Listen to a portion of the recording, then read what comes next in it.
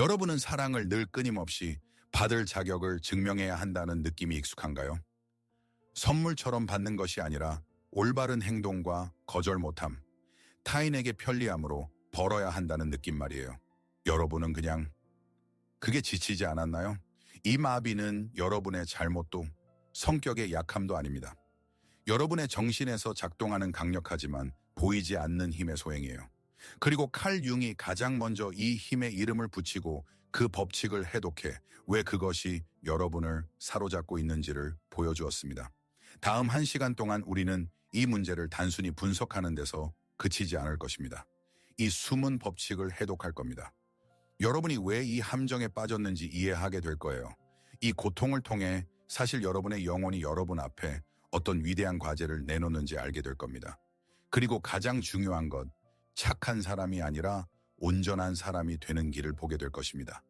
사랑을 받을 자격을 증명하는 일을 멈추고 그것을 자신에게 되돌릴 준비가 되었다면 우리의 내면으로의 여정이 시작됩니다. 바로 지금, 잠시만. 멈춰봅시다. 내쉬고, 그리고 이 이야기를 제대로 나눠봅시다. 항상 켜져 있는 내면의 레이더와 함께 산다는 게 어떤 건지 이야기해봅시다. 이 사실 여러분 주변의 공간을 타인의 기대, 분위기, 말하지 않은 필요를 탐지하기 위해 스캔하는 초감각적 로케이터. 목소리 톤의 아주 작은 변화나 상대의 얼굴에 비치는 거의 보이지 않는 그림자. 여러분의 레이더는 그 모든 것을 포착하고 즉시 뇌에 경보 신호를 보냅니다. 뭔가 잘못됐어. 고쳐야 해. 더 잘해야 해. 그건 여러분의 모든 선택 아래서 울리는 조용하고 지속적인 불안의 윙윙거림입니다. 누구도 불편하지 않게 하려면 어떤 셔츠를 입어야 할까? 무례해 보이지 않으려면 이메일에 어떤 말로 답해야 할까? 마지막 남은 힘마저 앗아갈 부탁을 그 어색한 긴장을 피하기 위해서라면 들어줘야 할까? 여러분은 감정의 모범생으로 평생 만점 받으려 시험을 보지만 정작 어떤 과목인지 누가 점수를 매기는지 모르는 상태로 살아갑니다. 여러분은 타인의 행복의 건축가입니다. 가까운 이들을 위해 편안함과 지지, 거절하지 않음을 갖춘 멋진 궁전을 세우지만 정작 여러분 자신은 미완성이고 차가운 자기 영혼의 집에 삽니다. 여러분은 타인의 기대라는 은행의 영원한 채무자이고 여러분의 모든 친절은 선물이 아니라 결코 갚을 수 없는 대출의 또 하나의 상환일 뿐입니다. 그리고 이 상태의 핵심이자 가장 잔혹한 역설이 있습니다. 다른 이들을 위해 더 많이 할수록 여러분의 역할이 더 흠잡을 데 없을수록 여러분은 더 보이지 않고 더 외로움을 느낍니다. 여러분과 세상 사이에 보이지 않는 유리벽이 자랍니다. 박수 소리는 들리지만 그것은 유리 너머입니다. 그리고 여러분은 침묵과 단둘이 남습니다. 이걸 듣고 있는 동안 여러분의 한 부분은 아마 고개를 끄덕일 겁니다. 하지만 또 다른 부분은 익숙한 독이 된 수치의 말을 속삭입니다. 나는 뭔가 잘못됐어. 나만 이래. 바로 그 두 번째 부분에게 지금 말하고 싶습니다. 그리고 아주 또렷이 들리길 바랍니다. 여러분은 혼자가 아닙니다. 이 상태는 여러분의 잘못됨이나 어떤 내부 결함의 징표가 아닙니다. 오히려 깊은 감수성과 크지만 잘못 향한 사랑하고 사랑받고 싶은 열망의 직접적이면서도 비극적인 결과입니다. 이것은 질병이 아니라 왜곡된 건강입니다. 믿어주세요. 바로 이 순간에도 지구상에서 가장 선하고 가장 책임감 있고 가장 재능 있는 수많은 사람들이 같은 보이지 않는 우리 안에 있습니다. 결코 아니요 라고 말하지 않는 최고의 직원들. 자신을 잊고도 언제나 도우러 달려가는 가장 믿음직한 친구들. 자신을 남김없이 내어주는 가장 보살피는 부모들. 그들 역시 여러분처럼 이 보이지 않는 짐을 지고 있습니다. 그러니 잠시 동안 아마 여러분에게 그렇게도 없었던 그 목소리가 되어보게 해주세요. 여러분은 부서지지 않았습니다. 약하지도 않습니다. 여러분은 너무 오랫동안 다른 이들을 덮이려 애쓰다가 정작 자신이 얼어붙어 버린 사람입니다. 여러분의 거대한 사랑의 에너지는 그저 잘못된 방향으로 흘렀을 뿐 다른 이들을 살찌우면서 여러분을 가뭄에 남겨두었습니다. 바로 이것이 약함이 아니라 왜곡된 힘이기에 우리는 아주 대담하고 거의 이단적인 질문을 할 수 있습니다. 만약 제가 여러분에게 이 지치게 만드는 착해야 한다는 필요, 이 끝없는 인정받으려는 갈망이 여러분의 가장 큰 결함이 아니라 여러분의 가장 위대하지만 비극적으로 왜곡된 힘이라고 말한다면요? 만약 이 내면의 허기가 저주가 아니라 부름이라면요? 만약 이 모든 고통이 여러분 시스템의 버그가 아니라 여러분의 주의를 필사적으로 끌어내려 하는 가장 중요한 기능이라면요. 계기판의 경고등처럼 그것 자체가 문제가 아닙니다. 그저 여러분 삶의 진짜 엔진이 제대로 작동하지 않는다는 걸 가리킬 뿐이죠. 이것은 여러분 정신의 가장 깊은 곳에서 온 부름입니다. 집으로 돌아오라는 부름. 여러분 인생에서 가장 중요하고 가장 어려운 여행, 여러분의 온전함을 향한 여행으로의 부름, 타인의 기대와 거절당할지 모른다는 두려움의 잔해 아래 묻혀 있던 진짜 나에게로. 그러면 핵심 질문이 바뀝니다. 더 이상 이 고통을 어떻게 없앨까가 아니라 이 고통은 나에게 무엇을 말하려 하는가가 됩니다. 그 질문의 답은 깊은 곳에 놓여 있습니다. 이 힘이 어떻게 왜곡되었고 어떻게 그것의 본래 모습을 돌려줄 수 있는지 이해하려면 곧장 해결책으로 갈 수 없습니다. 그것은 썩은 기초 위에 새 집을 짓는 것과 다르지 않을 테니까요. 그러므로 어떻게에 대해 말하기 전에 우리는 무정하지만 최고의 연민으로 왜를 해부해야 합니다. 여러분이 살고 있는 이 보이지 않는 우리가 정확히 어떤 철사로 만들어졌는지 봐야 합니다. 그 구조, 그 논리, 그 무정한 기계를 이해해야 합니다. 이는 사물의 본래의 이름을 붙이고 지금껏 여러분을 곁길로만 이끌던 익숙하지만 피상적인 진단들을 버릴 용기를 요구합니다. 이 함정을 그 공학적 정밀함까지 온전히 보아야만 어떻게 비활성화할지 이해할 수 있으니까요. 자, 우리의 공감적 잠수는 끝났습니다. 외과적 작업이 시작됩니다. 우리는 문제의 해체에 착수합니다. 그리고 이 외과적 작업에서 우리가 해야 할 첫 번째 절개는 이 문제가 그럴듯해 보이는 것과 실제로 무엇인가를 분리하는 것입니다. 여러분은 아마도 수년 동안 자신의 상태에 이름 붙이려 했을 겁니다. 글을 읽고 영상을 보고 수십 개의 라벨을 자신에게 대보았지요.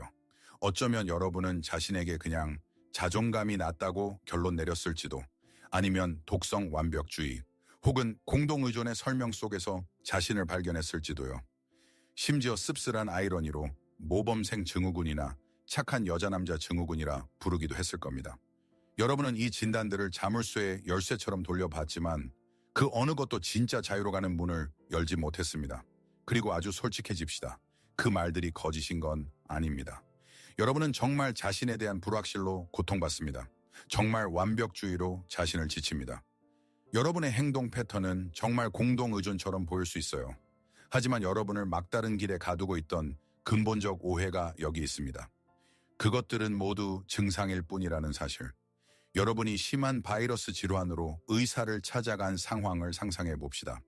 고열, 지독한 기침, 심한 쇠약, 이 세 가지 증상이 분명합니다. 그런데 의사가 여러분을 보고 세 가지 서로 다른 진단을 내립니다. 고열병, 기침 증후군, 쇠약장애. 우스꽝스럽지 않나요? 세 증상이 모두 여러분 몸 깊은 곳에서 작동하는 단 하나의 원인, 바이러스의 표현임을 직감하잖아요. 여기도 같습니다. 낮은 자존감은 여러분의 심리적 열입니다. 완벽주의는 여러분의 격렬한 기침입니다. 공동의존은 여러분의 영혼의 쇠약입니다. 여러분은 대중적 진단이라는 반창고로 영혼의 깊은 감염을 치료하려 했습니다. 그래서 그저 자존감을 올리고 나 완벽주의를 멈추려는 모든 시도가 실패했던 겁니다. 열은 내렸지만 바이러스는 계속 살아 다시 열을 만들어냈으니까요. 그렇다면 그 바이러스는 무엇일까요? 수많은 증상 뒤에 숨은 진짜 이름은? 정확하고 임상적인 이름을 붙여봅시다. 만성 정서적 허기. 이건 은유가 아닙니다. 여러분 정신의 근본 상태를 묘사한 것입니다. 여러분 영혼의 가장 심장부에 채워지길 갈망하는 공허가 입을 벌리고 있습니다. 음식이나 돈, 지위에 대한 허기가 아닙니다. 태초의 영아기에 무조건적 수용에 대한 허기. 네가 하는 일 때문이 아니라 네가 있기 때문에 소중하다고 말해주는 그 시선에 대한 허기. 노력해서 얻지 않아도 되는 온기에 대한 허기. 그리고 여러분의 전생에 여러분이 성격이라고 착각했던 모든 행동 전략은 사실 이 허기를 달래려는 절박하고 왜곡된 방식들일 뿐입니다. 여러분의 완벽주의, 그것은 완전을 향한 추구가 아닙니다. 사랑을 기대는 그 누군가가 마침내 이제야 너는 내가 너를 먹일 자격이 있다고 말하도록 너무나 완벽하고 흠없는 요리를 만들어내려는 시도입니다. 여러분의 아첨, 그것은 타고난 선함이 아닙니다.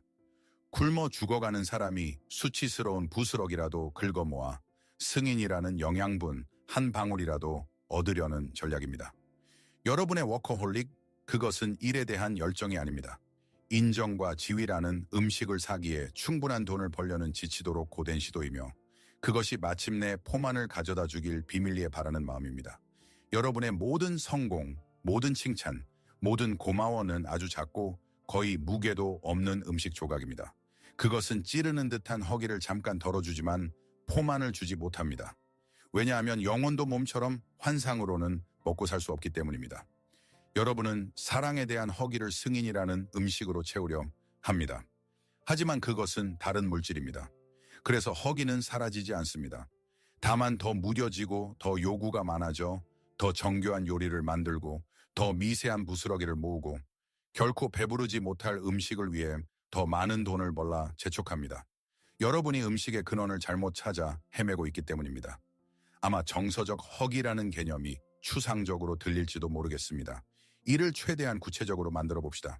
지금 여기에서 아주 작지만 지극히 중요한 실험을 해보죠.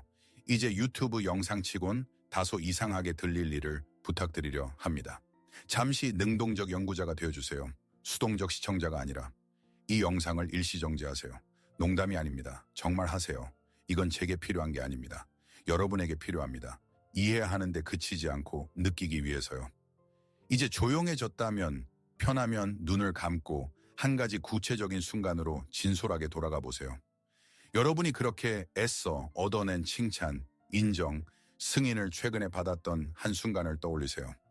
일에서 프로젝트를 성공적으로 마무리했을 수도, 여러분의 외모에 대해 파트너가 한 칭찬일 수도, 여러분이 시간과 힘을 희생한 끝에 친구에게서 들은 감사의 말일 수도, 그 기억을 붙잡으세요.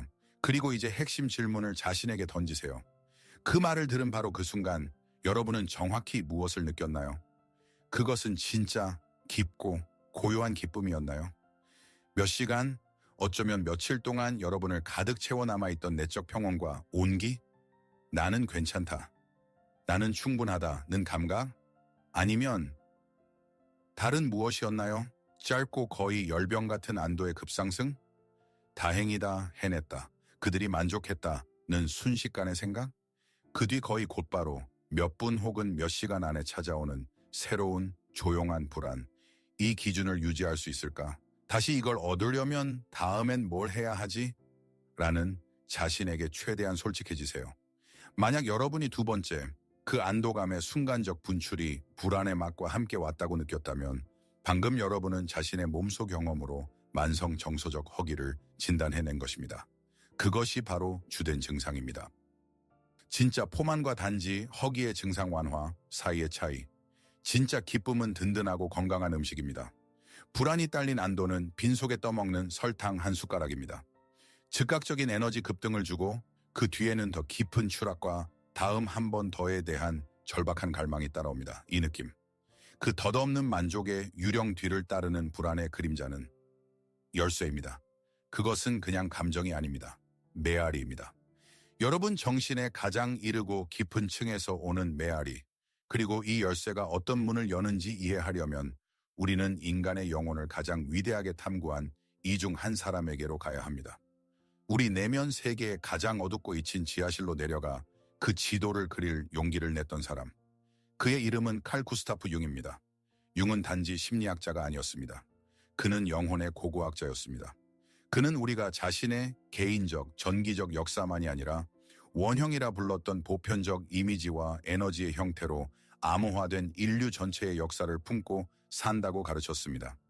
그리고 윤기 여러분의 만성 정서적 허기를 보았다면 개인적 실패나 낮은 자존감을 보지 않았을 겁니다. 그는 인간 정신에서 가장 강력하고 근본적인 힘 중 하나, 위대한 어머니의 원형의 작용을 보았을 것입니다. 설명해 봅시다. 윤근 성별과 상관없이 우리 각자에게 모성적인 것에 대한 타고난 본능적 필요가 심어져 있다고 보았습니다. 무조건적 수용, 안전, 영양, 신체적이든 정서적이든 에 대한 필요, 그것은 우리에게 낙원을 약속하는 원형입니다. 그러나 실제 어머니 혹은 그 역할을 한 이와의 실제 상호작용 경험이 이 보편적 원형을 개인적 내용으로 채웁니다. 그렇게 윤기 모성 콤플렉스라 부른 것이 형성됩니다. 우리 내면의 개인적 어머니의 이미지, 곧 우리가 세상과 자신을 바라보는 필터가 됩니다. 그리고 바로 여기 이 지점에 여러분의 허기의 근원이 있습니다.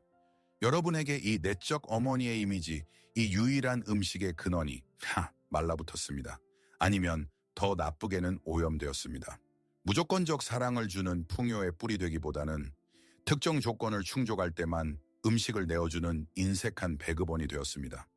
너는 사랑받는다가 아니라 너는 사랑받게 될 거야 만약 이라고 말하는 목소리가 되었습니다. 그리고 여러분의 전생에는 이 만약을 충족시키려는 절박하고 끝없는 시도가 되어버렸습니다. 그렇다면 이 강력하고 태초적인 힘은 무엇일까요? 그것을 이해하려면 익숙한 심리학의 틀을 넘어 신화의 공간으로 들어가야 합니다. 강력한 은유를 써봅시다. 여러분 영혼의 한가운데, 여러분 정신의 왕좌의 방에 왕좌가 있다고 상상해 보세요. 그것은 단순한 가구가 아닙니다. 세상에 속해 있음, 가치, 안전에 대한 여러분의 기초적 감각을 관장하는 에너지의 중심입니다. 그 왕좌는 비어 있을 수 없습니다. 반드시 누군가가 앉아야 합니다. 그리고 그 자리를 두고 하나의 위대한 어머니, 원형의 두 얼굴, 두 영원한 서로 대립하는 힘이 다툽니다. 첫 번째 얼굴, 선한 어머니. 무조건적 수용의 원형입니다. 그녀는 두려움 없이 있는 그대로일 수 있는 낙원의 정원. 너는 존재하기 때문에 사랑받는다. 네 존재 자체가 사랑의 충분한 근거다. 라고 말하는 양육의 온기. 그녀가 왕좌에 오르면 영혼은 가장 깊은 평온과 이 세상에 있을 권리, 본래의 오름에 대한 감각을 얻습니다. 영원히 배부르게 하는 생명의 젖. 두 번째 얼굴, 무시무시한 어머니. 조건부 사랑과 거절의 원형입니다. 그녀는 움직이지 않으면 얼어 죽는 얼음 사막. 그녀는 아이의 개별성을 삼켜버리며 자신의 기대에 완전히 맞출 것을 요구하는 포식하는 입. 그녀의 주된 도구는 냉기. 그녀의 주된 무기는 수치. 이상적인 세계에서는 충분한 온기와 수용을 받은 아이의 영혼에서 이 내부 왕좌에 오르는 이는 선한 어머니입니다.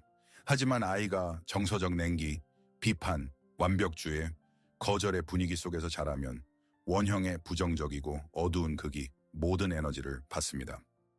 그것이 활성화되어 실제 경험의 힘으로 충전되고 권력을 탈취합니다. 바로 이것이 여러분의 영혼에서 일어났습니다. 여러분의 내면의 왕좌에 앉아있는 이는 선한 어머니가 아니라 얼음 여왕입니다. 그리고 모든 통치자처럼 그녀는 자신의 나라, 곧 여러분의 영혼에 자기 법을 세웁니다. 그리고 그녀의 가장 중요한 불변의 법이 왕좌의 등바디에 새겨져 있습니다. 나는 너를 사랑할 것이다. 만약 네가 완벽하다면, 만약 네가 편리하다면, 만약 네가 결코 화내지 않는다면, 만약 네가 타인에게 유용하다면, 만약 네가 이 내부의 냉기를 잠재울 만큼 충분히 크게 성취한다면, 여러분의 전생에 여러분의 착한 사람 증후군은 성격 특질이 아닙니다. 그것은 여러분의 영혼의 얼음 여왕이 세운 정치체제입니다. 여러분의 불안은 그녀의 왕국의 대기입니다. 여러분의 완벽주의는 그녀의 불가능한 법을 이행하려는 필사적 시도입니다. 여러분의 아첨은 미움을 사 추방되어 영원한 냉대로 쫓겨날까 두려워하는 신민의 행동입니다. 그리고 그녀의 속삭임, 너는 충분하지 않아, 는 여러분 삶의 배경음악이 됩니다. 얼음 여왕이 얼마나 잔혹하고 은밀하게 통치하는지 보이기 위해 한 이야기를 살펴봅시다. 우리가 제임스라고 부를 사람의 이야기. 제임스는 빼어난 건축가입니다. 그의 프로젝트는 글로시 잡지에 실리고 그는 권위 있는 상을 받으며 그의 의뢰인은 부유하고 존경받는 사람들입니다. 겉으로 그의 삶은 성공의 구현처럼 보입니다. 그는 아름다움, 질서, 조화를 만듭니다. 그는 사람들을 위해 완벽한 집을 짓습니다. 하지만 정작 제임스는 조용하고 설명할 수 없는 절망 속에 삽니다. 그를 이해하려면 그의 어린 시절로 돌아가야 합니다. 제임스의 어머니는 악의적이거나 잔인하지 않았습니다. 그녀는 요구가 많고 정서적으로 절제되어 있었습니다. 그녀는 진심으로 아들을 사랑했지만 그녀의 사랑의 언어는 성취의 언어였습니다. 어린 제임스가 성적표에 A를 잔뜩 받아오면 그녀는 세상에서 가장 소중한 그 드문 승인 미소를 지었습니다. 잘했어. 네가 할 줄 알았어. 하지만 친구와 다투고 울상으로 돌아오면 그녀는 약해지지 마. 남자는 울지 않아. 가서 숙제나 해. 라고 말했습니다. 그녀는 그에게 거의 모든 것을 가르쳤지만 단 한 가지, 완벽하지 않아도 되는 법은 가르치지 않았습니다. 그녀의 사랑은 선물이 아니라 보상이었습니다. 그리고 어린 제임스의 영혼에서는 얼음 여왕이 왕좌에 올랐습니다. 그녀의 법은 단순했습니다. 네가 최고라면 너는 사랑받을 것이다. 제임스는 최고가 되었습니다. 우등으로 학교를 졸업하고 대학도 우수하게 마쳤습니다. 그는 흠없는 구조물을 만들 수 있는 직업을 택했습니다. 그의 모든 도면, 모든 선, 그가 지은 모든 집은 내면의 얼음 여왕에게 자신의 가치를 반박 불가하게 증명하려는 무의식적 시도였습니다. 그의 모든 프로젝트는 본질적으로 그의 어머니에게 보내는 편지였고 결코 읽히지 않을 편지였습니다. 그리고 그는 바다를 내려다보는 장대한 미니멀리즘 저택, 자신의 새 걸작의 오프닝에 서 있습니다. 주변에는 손님들이 샴페인을 마시며 그의 재능을 찬미합니다. 클라이언트는 그의 손을 잡고 말합니다. 제임스 걸작이군요. 모든 기대를 뛰어넘었습니다. 제임스는 그 익숙한 안도의 섬광을 느낍니다. 잠시 얼음 여왕의 목소리가 멈춥니다. 하지만 집으로 돌아오는 차 안에서 그녀의 속삭임이 돌아옵니다. 나쁘지 않네. 하지만 다음 프로젝트는 더 좋아야 해. 방심하면 안 돼. 그는 사랑 많은 아내가 기다리는 집에 도착합니다. 아내는 말합니다. 당신이 너무 자랑스러워. 그러나 그는 그것을 믿을 수 없습니다. 그는 그녀의 눈을 들여다보며 자신이 결코 받지 못한 모성적이고 전적인 수용의 그 시선을 무의식적으로 찾습니다. 그는 네가 한 일 때문에 자랑스럽다가 아니라 네가 누구인지 때문에 사랑한다는 말을 기다립니다. 하지만 그는 그 말을 들을 수 없습니다. 그의 내부에서 울리는 얼음 여왕의 어마어마한 속삭임이 너무 크기 때문입니다. 제임스는 모두를 위한 집을 짓지만 자신의 영혼에서는 집 없는 건축가입니다. 그는 자신의 완벽주의로 지어진 얼음 궁전에 살며 왕좌에는 그의 영원한 재판관이 앉아있고 그는 결코 그녀의 마음을 녹일 만큼 충분히 할 수 없습니다. 제임스는 단지 허구의 인물이 아닙니다. 그는 원형입니다. 세상을 여전히 그 어머니의 눈에 비친 자신의 가치를 절박하게 찾는 그 아이의 눈으로 바라보는 여러분의 한 부분. 너무 일찍 사랑은 벌어야 한다는 잔혹한 교훈을 배운 아이. 여러분은 건물을 짓지 않을지 모릅니다. 하지만 여러분도 짓습니다. 오, 얼마나 많이 짓는지요. 여러분의 장대한 건물은 밤을 새워서라도 정확히 제 시간에 끝낸 흠 잡을 데 없는 일입니다. 여러분의 완벽한 도면은 빈틈없이 생각해낸 답변, 타인의 바람을 미리 헤아리는 능력, 힘이 없어도 언제나 달려가는 영원한 준비성입니다. 여러분의 권위 있는 상은 상사의 칭찬, 친구의 감사, SNS의 좋아요, 외모에 대한 칭찬입니다. 여러분은 굶주린 아이가 숨어있는 완벽한 파사드를 짓는 달인이 되었습니다. 그리고 이제 왜 칭찬이 진짜 기쁨을 가져오지 않는지 이해합니다. 왜 매번 칭찬 뒤에 쓴맛이 남는지. 누군가 잘했어 라고 말하는 그 순간 여러분은 그 말을 자신의 귀로 듣지 않습니다. 여러분은 그 말을 내면의 아이의 귀로 듣고 곧장 그 칭찬을 내부의 얼음 여왕의 재판에 바칩니다. 그리고 매번 그녀에게 그 트로피를 내밀면 그녀는 차갑고 평가하는 시선으로 그것을 보고 같은 말을 합니다. 나쁘지 않네. 하지만 더 잘할 수 있었잖아. 그래서 여러분은 자신의 성취를 자기 것으로 만들 수 없습니다. 그래서 여러분은 늘 가면 증후군 속에 삽니다. 얼음 여왕에게 모든 성공은 사랑의 이유가 아니라 단지 그녀의 조건을 잠시 이행했을 뿐이기 때문입니다. 그것은 여러분의 가치를 확증하는 A가 아니라 벌을 피하게 해주는 B+일 뿐입니다. 이 내부 메커니즘은 여러분이 이미 한 것을 끊임없이 폄하하게 만들고 즉시 기준을 올리게 만듭니다. 그래, 이번 프로젝트는 끝냈지만 다음 건 2배는 더 어려울 거야. 그래, 저 사람을 도왔지만 이제는 모두를 도와야 해. 그래, 이 직함을 얻었지만 버티려면 3배는 더 일해야 해. 이건 무정하고 자기 유지적인 시스템입니다. 얼음 여왕이 법을 세웁니다. 여러분은 그것을 이행합니다. 그녀는 그걸로는 부족하다고 말합니다. 여러분은 더 애씁니다. 그리고 무한 반복, 완벽한 감옥입니다. 간수도 수감자도 여러분 자신이니까요. 이 내부 패턴을 보는 것이 첫 번째이자 가장 어려운 발걸음입니다. 두 번째, 못지않게 중요한 발걸음은 여러분의 오늘의 삶의 무대에서 이 패턴의 주연을 찾는 것입니다. 얼음 여왕은 혼자 통치하지 않는 경우가 많습니다. 그녀는 자신의 권력을 외부 인물과 제도에 투사하는 데 천재적입니다. 그래서 이제 두 번째, 더 구체적이고 어쩌면 더 아픈 질문을 드리고 싶습니다. 다시 한번 자신에게 극도로 솔직해 보세요. 여러분의 삶에서 오늘 누가 혹은 무엇이 그 얼음 여왕의 역할을 하고 있나요? 여러분은 누구의 왕좌의 성취를 곡물처럼 바치나요? 누구의 승인을 아이처럼 절박하게 구하나요? 제임스가 어머니에게서 찾았듯이 상사일까요? 그의 인색한 칭찬이 여러분 직업적 가치의 유일한 척도가 되어 그 한마디 나쁘지 않네를 얻으려 탈진할 때까지 일하게 만드는 파트너일까요? 그의 눈에서 여러분이 충분히 좋고 충분히 아름답고 충분히 흥미롭다는 확인을 계속 찾게 만드는, 갈등을 치명적 추방의 위협처럼 공포하게 만드는, 아니면 얼굴 없는 그러나 전능한 여론이라는 인물일까요? 여러분은 삶, 직업, 옷, 심지어 취미까지도 늘 그 보이지 않는 재판을 의식하며 고릅니다. 올바르게 살고 있는지 판결하는 그 재판을요. 혹은 가장 중요한 질문, 어쩌면 얼음 여왕은 이미 외부 대리인을 필요로 하지 않을지도요. 그녀의 목소리가 여러분 영혼 깊숙이 스며들어 이제 그 역할을 여러분 자신의 내면 비평가가 맡고 있지 않을까요? 240일 왕좌에 앉아 작은 실수 하나에도 유죄를 선고하는 냉혹한 재판관. 여러분은 잘 알았지만 여러분 영혼의 법정은 그대로인 채 이건 매우 개인적인 질문입니다. 세부를 공유하라고 요청하지는 않습니다. 그러나 우리가 그것을 나눌 때 자각의 힘은 몇 배로 커집니다.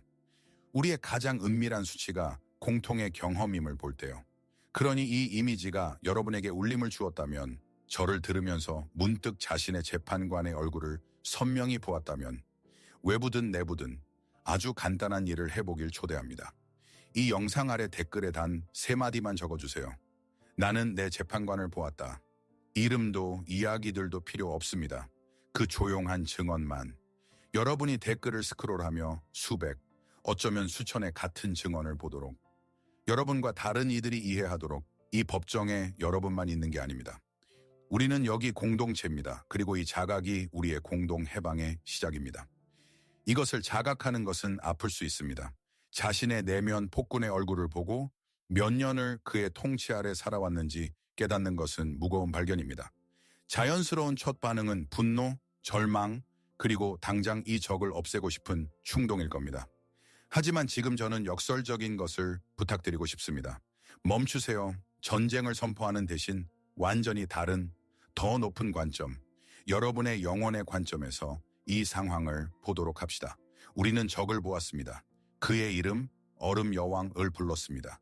그의 법을 이해했습니다. 그리고 이제 이 여정에서 가장 중요한 의미의 전복을 해야 합니다. 그는 여러분을 파괴하려 온 게 아니라 구하려 왔음을 이해해야 합니다. 이 고통, 이 채워지지 않는 정서적 허기, 이 지치게 하는 얼음 여왕의 통치는 여러분의 저주가 아닙니다. 여러분의 가장 위대한 선물입니다. 여러분의 영혼에 내장된 나침반이 평생토록 한치의 오차도 없이 여러분 정신의 단 한 지점, 치유와 성장, 변형을 절박하게 갈망하는 그 지점을 가리켜 왔다는 증거입니다. 여러분의 상처는 결함의 징표가 아닙니다. 그 상처는 빛이 들어오려 하는 자리입니다. 고대 연금술사들은 인간의 가장 큰 과업이 낮고 어두운 물질, 금, 온전함과 정신의 상징으로 바꾸는 일이라고 믿었습니다. 그렇다면 여러분의 모든 고통, 거절과 냉기의 경험 전체가 바로 그 연금술의 납입니다. 여러분의 영혼이 태어날 때 여러분에게 건네준 것, 벌이 아닙니다. 여러분 개인의 과제, 여러분의 위대한 작업입니다. 그래서 여러분 내면의 왕좌에 앉은 얼음 여왕은 무기징역이 아닙니다. 초대입니다. 도전입니다. 여러분 자신의 대관식으로의 초대. 영혼은 여러분이 영원히 고통받으라고 이 폭군을 보낸 것이 아닙니다. 여러분이 고통에 지쳐 마침내 스스로의 내부에 지혜롭고 선한 통치자를 키워낼 힘을 발견하도록 하기 위해 보냈습니다. 폭정을 전복하고 여러분의 내면 왕국에 사랑과 수용의 법을 세울 그 일을요. 이 냉기는 여러분이 자신의 온기를 생성하는 법을 배우도록 필요했을 뿐입니다. 그렇다면 그 대관식은 어떻게 일어날까요? 폭군을 어떻게 전복하고 새 질서를 세울까요? 그것은 외부 세계의 혁명으로 시작하지 않습니다. 조용하지만 단호한 내부의 개혁으로 시작합니다. 여기서 우리는 여러분 여정의 가장 중요한 전략적 선택에 이릅니다. 수년, 어쩌면 수십 년 동안 여러분은 본능적으로 해답을 바깥에서 찾았습니다. 언젠가 실제 어머니 혹은 아버지가 알아차리고 사과하고 그렇게 부족했던 그 온기를 줄 거라 기대했습니다. 혹은 그 사람이라는 완벽한 파트너를 찾으면 그의 사랑이 마침내 그 벌어진 공허를 채워줄 거라 믿었습니다. 혹은 충분한 성공과 인정을 얻으면 바깥 세계의 박수가 얼음 여왕의 속삭임을 드디어 잠재울 거라 생각했습니다. 첫 번째이자 가장 용기 있는 치유의 발걸음은 이것을 인정하는 것입니다. 그 길은 막다른 길이었다는 사실. 자유로 가는 길은 실제 어머니를 변화시키는 데 있지 않습니다. 그녀는 자신의 역사와 상처 속에서 줄 수 있는 만큼을 줬습니다. 길은 파트너를 여러분의 영원한 엄마로 만드는 데 있지 않습니다. 그것은 감당할 수 없는 짐이고 가장 건강한 관계도 무너뜨립니다. 더구나 길은 충분한 외부 승인 모으기에 있지 않습니다. 밑 빠진 독을 채우려는 일과 같습니다. 진정한 길은 완전히 다른 방향에 있습니다. 얼음 여왕을 내면의 왕좌에서 끌어내리고 의식적으로 날마다 내면의 선한 어머니를 그 자리에 길러내는 것입니다. 이것이 바로 융기 말한 위대한 심리적 분리의 행위입니다. 제발 나를 먹여주세요. 라는 아이의 위치에서 내가 스스로 나를 먹이는 법을 배우겠다는 어른의 위치로의 전환. 이것이 바로 개성화의 과정. 자신의 온기와 가치를 스스로의 근원으로 삼는 온전하고 자급자족적인 인격으로의 성숙입니다. 이는 엄청난 용기를 요구합니다. 그렇게도 갈망하던 외부 재판관들의 승인을 등질 용기, 결코 오지 않을 사과를 기다리기를 멈출 용기, 내면을 향해 돌아서서 말할 용기, 나의 사랑받을 자격을 더 이상 누구도 대신 결정하지 못한다. 그 권한은 이제 나에게 있다. 여러분은 남의 왕좌에 구걸하러 다니는 일을 멈추고 자신의 왕좌에 올라야 합니다. 여왕을 전복하고 그 자리에 새 통치자를 기른다는 말은 웅장하게 들릴 수 있습니다. 하지만 이 내부 혁명은 하나의 영웅적 행위로 시작하지 않습니다. 수백 개의 작고 일상적인, 의식적인 옛 체제에 대한 불복과 새 체제에 대한 충성의 행위로 시작합니다. 인내와 일관성을 요구하는 작업입니다. 이 길의 첫 두 가지 구체적 연습을 제안합니다. 이것은 라이프 해크가 아닙니다. 내면의 선한 어머니를 기르는 의식입니다. 첫 번째 연습, 내면 아이 먹이기. 그저 케이크로 기분 전환하거나 새 물건을 사는 얘기가 아닙니다. 의도에 기반한 깊고 의식적인 돌봄의 실천입니다. 하루에 몇 번, 특히 스트레스, 피로, 자기 비판의 순간에 30초 멈추세요. 가슴 위에 손을 얹고 눈을 감고 자신에게 한 가지 질문을 하세요. 지금 나의 가장 연약한 부분, 내 내면 아이에게 필요한 것은 무엇이지? 그리고 답을 들으세요. 피곤해, 쉬고 싶어 라고 할 수도. 그러면 약속하세요. 야근 대신 일찍 잠자리에 들겠다고. 무서워 라고 할 수도.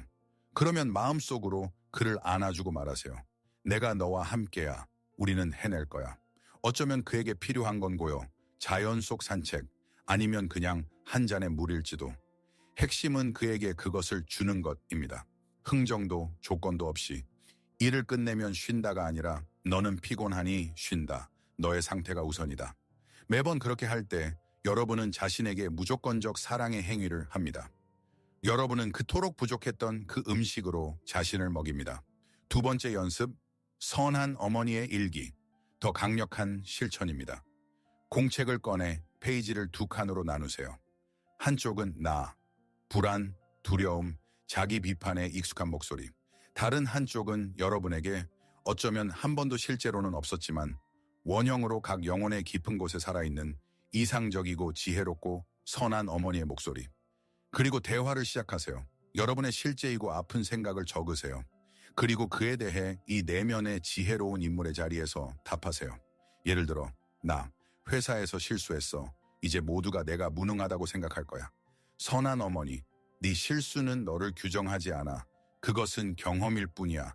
너의 가치는 변치 않아. 너는 불완전할 권리가 있어. 나 너무 피곤해. 기운이 없어. 선한 어머니. 그럼 네가 지쳤지? 너는 너무 많은 걸 짊어졌어. 쉬어. 네가 자신을 돌본다고 해서 세상이 무너지지 않아. 내가 너에게 쉬라고 허락해. 여러분이 평생 필사적으로 듣고 싶었던 바로 그 말을 적으세요. 왜 이게 효과가 있을까요? 마법이 아닙니다. 신경 가소성입니다. 얼음 여왕의 목소리는 여러분 뇌 속에 넓고 달아빠진 고속도로입니다. 이런 연습 하나하나는 숲의 조용한 오솔길을 트는 일과 같습니다. 처음엔 어렵습니다. 하지만 자주 지나다 보면 점점 넓어지고 눈에 띄게 됩니다. 마침내 새로운 건강한 길이 됩니다. 여러분은 문자 그대로 뇌를 다시 배선하여 여러분을 사랑하는 이의 새로운 내면 이미지를 만들어 강화합니다. 무조건적으로요. 이 실천은 단지 기법이 아닙니다. 신성한 귀환의 행위입니다. 여러분이 늘 알았지만 잊어버렸던 것을 기억하는 방법. 왜냐하면 지금 우리 여정에서 가장 핵심이고 해방적인 진실을 이해해야 할 때이기 때문입니다. 여러분은 상처와 약을 모두 지니고 있습니다. 그래요. 여러분 영혼에는 얼음 왕좌와 냉기의 기억이 있습니다. 그건 여러분 역사 속의 진실이며 부정할 필요가 없습니다.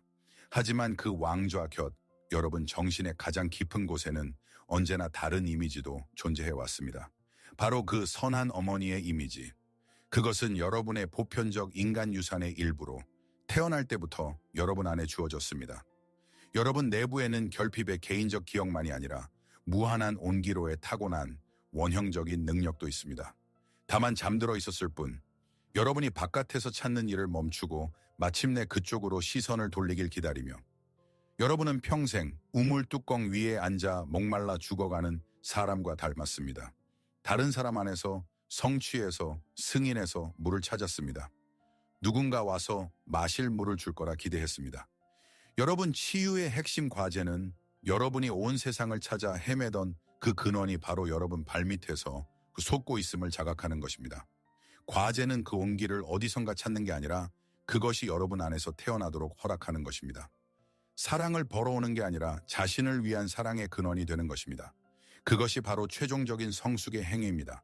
그것이 온전함으로 가는 길입니다. 부모를 찾는 고아에서 자신을 위한 부모가 되는 존재로. 그러니 기억하세요. 특히 외로움이 극심할 때, 얼음 여왕의 목소리가 유난히 클 때, 이 세상 그 누구도 여러분이 필요한 것을 줄 수 없다고 느껴질 때, 이 말을 기억하세요. 여러분은 여러분이 그렇게 오래 기다려온 바로 그 사람입니다. 우리는 이 1시간 동안 먼 길을 걸었습니다. 영혼의 차가운 지하실로 내려갔고 내면의 폭군과 마주했으며 그의 이름을 부를 용기를 찾았습니다. 어린 시절의 상처가 어떻게 우리의 성인 삶 전체를 형성하는지 보았습니다. 이제 이 미로의 출구에서 우리가 반드시 가져가야 할 단 하나의 가장 중요한 열쇠를 이야기해야 합니다. 우리의 여정을 하나의 생각으로 압축한다면 이렇게 들릴 것입니다. 사랑을 벌기를 멈춘다는 것은 손을 내밀고 바깥에서 사랑을 구걸하는 아이를 멈추고 의식적이고 인내심 있게 그 사랑을 내부에서 만들어내는 어른이 되는 것입니다. 그것이 바로 해방입니다. 존재의 전체 패러다임의 전환, 여러분의 개인적, 내적 독립선언. 그러니 이 말이 가능한 한 깊이 여러분 안으로 스며들게 하세요. 그것이 여러분의 새로운 신념, 내면의 선언문이 되게 하세요.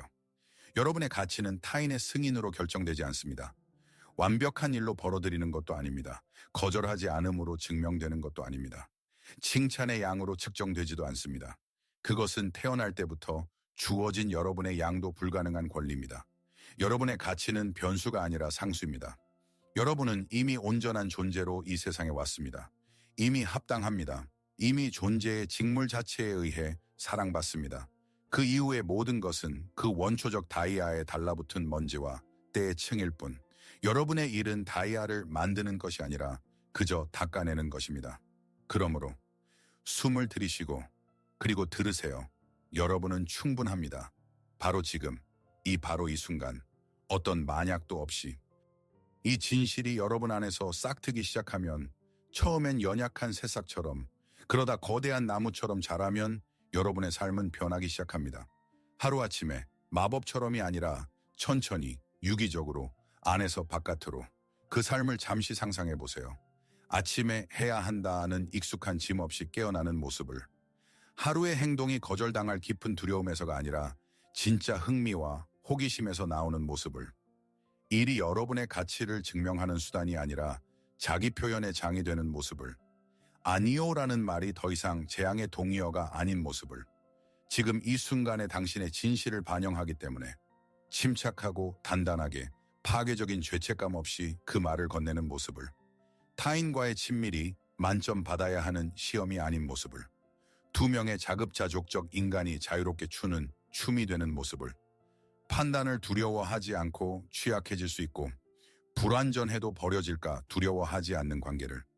여러분 영혼의 고요가 서둘러 타인의 승인으로 채워야 할 두려운 공허가 아니라 여러분 자신의 생각, 감정, 창조성을 위한 비옥한 공간이 되는 모습을, 마침내 깊게 폐의 바닥까지 숨을 내쉴 수 있는 삶을, 착한 사람이라는 무겁고 보이지 않는 갑옷을 벗고 어깨를 펴고 그저 존재하는 모습을, 역할을 연기하지 않고 기대에 부응하지 않고 그저 자신으로 있는 모습을, 그것이 여러분의 영혼이 여러분을 부르는 자유입니다. 이 길은 빠르지도 쉽지도 않을 것입니다. 하지만 오늘 여러분은 첫 번째이자 가장 중요한 발걸음을 내디뎠습니다. 자신의 그림자와 마주했습니다. 그리고 저는 진심으로 여러분께 감사하고 싶습니다. 끝까지 이 길을 걸어주셔서 감사합니다. 여러분의 시간, 주의, 신뢰에 감사드립니다. 이것은 진정한 용기를 요구합니다.